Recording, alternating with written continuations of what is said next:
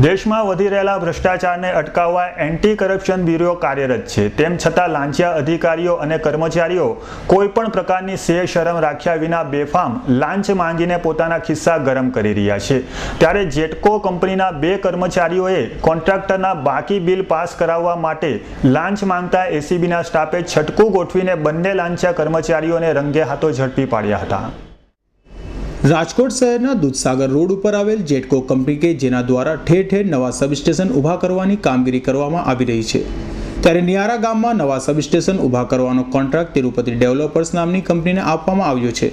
અત્યાર સુધી કરવામાં આવેલી કામગીરીના બાકી બિલો તાકીદે ચૂકવવામાં આવે તે માટે ક્લાસ 1 અધિકારી નાયબ ઇજનેર જયેશ ચોકસી દ્વારા 50,000ની અને ક્લાસ 2 અધિકારી જુનિયર એન્જિનિયર મગન સોલંકી દ્વારા 40,000ની માંગણી કરવામાં આવી હતી। લાંચ આપવા અંગે અગાઉથી જ ફરિયાદી દ્વારા એન્ટી કરપ્શન બ્યુરોને જાણ કરવામાં આવી હતી અને એસીબીના સ્ટાફ અગાઉથી જ ગોઠવાઈ ગયો હતો અને બંને લાંચિયા અધિકારીઓએ 50,000 તેમજ 40,000ની લાંચ લેતા સ્વીકારતા જ રંગે હાથ ઝડપાઈ ગયા હતા અને તેઓ વિરુદ્ધ કાયદેસરની કાર્યવાહી હાથ ધરી હતી।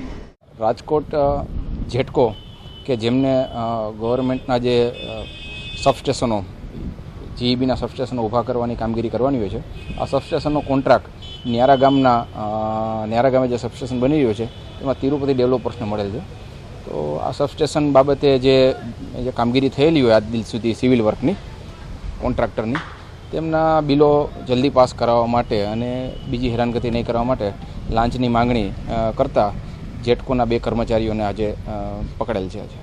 જેટકોના જયેશભાઈ ચોકસી કરીને છે કે જે ડેપ્યુટી એન્જિનિયર છે, જે ક્લાસ 1 ઓફિસર છે, તેમજ મગનભાઈ સોલંકી કે જે ક્લાસ 2 ઓફિસર છે, જે જુનિયર એન્જિનિયર છે।